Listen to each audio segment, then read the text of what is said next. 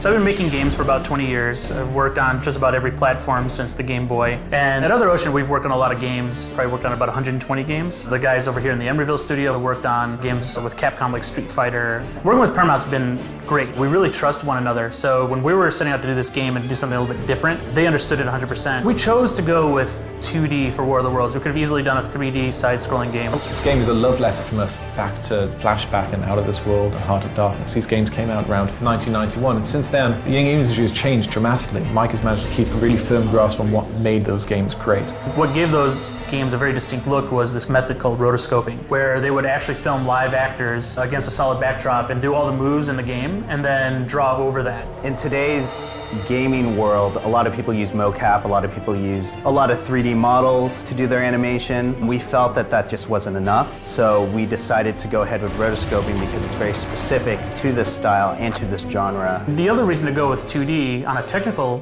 note is that we can throw a lot at the screen. Like the 360 and the PS3 particularly are built to just, the processing itself can throw so many 2D objects at the screen that something you never would have seen before on, say, a Genesis or an old PC. We're using a parallax, which is an old school term to describe depth in a game, to like background elements move slower than foreground elements. Every single piece in the game needs to be placed very specifically. It needs to be given a sort value and a parallax value.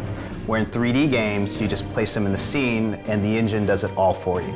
And our game has about 250 layers of parallax at our disposal. And a lot of the older games would have about 4, maybe 3.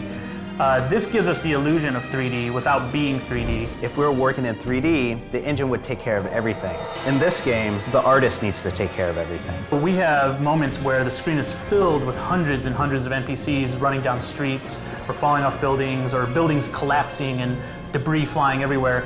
That's just possible now, something we could never have done effectively back in the 90s. The tripod chase, it's one of my favorites because we really just wanted to show that there's just one man who doesn't have a lot, and he's just a regular human, and he needs to survive in all of this chaos. From day one, we wanted to create a game that was an homage to some of these older 16-bit style games. One of the best things about those games, you die often. If you get shot, you're dead. There's no health bar. This is more realistic. Because of that, the game is really difficult, and we as gamers appreciate that. I think we've got a very unique vision for this. It's a very unique game. I couldn't be happier with the way it looks and feels and the colors we've chosen for the game.